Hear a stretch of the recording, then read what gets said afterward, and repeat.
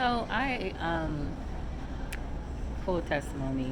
The father, he is a provider, especially when your tail is broke. All right. First off, this lady, she gave me some money earlier. It was kind of random. It was $5, but hey, it was better than nothing. And then my uncle sent me $100, and that was kind of random too.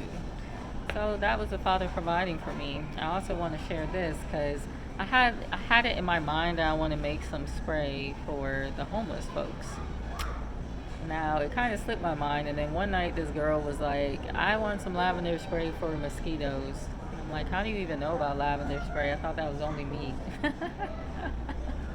Lord knows I learned it from somebody else, but yeah. So I said, "Oh, I was thinking about making, some spray, for people so that they can smell good and get rid of the mosquitoes and that." And so she reminded me, well, this package was supposed to come. I had bought two essential oils, and it just never came. And then it said, "Oh, well, you can cancel July 3rd, if you want to, and we'll give you your money back." So I canceled on July 3rd, and they gave me my money, and so I bought some other essential oils. Well, what ended up happening the next day, I get the email saying your package has been delivered, and I'm like, "What package is this? Like, I don't think I ordered anything else," and it said that the essential oils wouldn't be here until next week.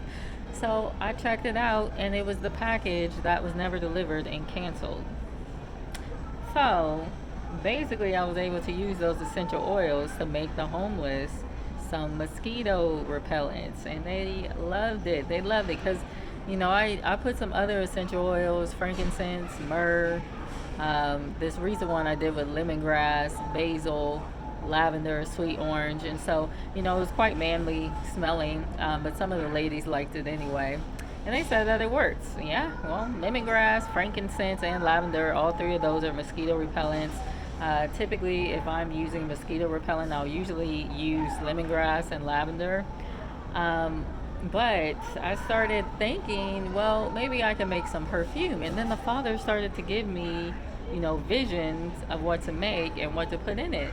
And one of the things he told me to use was agar wood. Now, this one, I'm not like promoting or anything, but I got this one off of Amazon from Gaia Labs. I had no idea what agar wood it was, and I started praying about it, and I was like, I wonder if it's in the Bible. And so it actually is in the Bible. So this is something that was mentioned in Song of Solomon's and several other places. It's also called aloes, all right? And the smell is way different than what I feel like they were describing online. Like I don't know how to describe it. It is woody because, it is agar wood. And apparently this is like even more expensive than sandalwood, but it was like, what was it, $8, $9 for this bottle? But everything online is typically cheaper. So to me, it almost smells like a fresh floral woody type thing. But yeah, if someone said, "Oh, it smells kind of leathery," maybe a little bit, yeah. But it's not as heavy as what I thought it would be. So this wood is interesting, and I think that the Father created everything to show us, how things operate, and to show us who He is. So agar wood, from my understanding, is native to East Asia. This one's from Thailand, but I heard it's in India as well. I could be wrong. But the thing with the agar wood or the agar tree is that when it's hurt, it starts to leak this resin on the wound type deal. And our bodies actually do that too.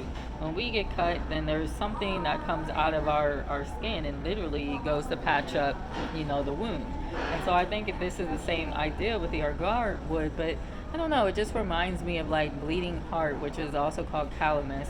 And just how the Messiah, yeah, He died for our sins. He was wounded for our aggressions, and it's just interesting that it releases this sweet like resin. It smell good. It's not releasing anything toxic. That's what's crazy. It gets wounded and it doesn't release anything toxic. It releases something that smells great and helps people. So, to me it is what we are being made in the image of. He says, repay evil with good. And although I haven't been the greatest at doing that lately, I understand the benefit of it because I have done it in the past, then it causes some people to change at times.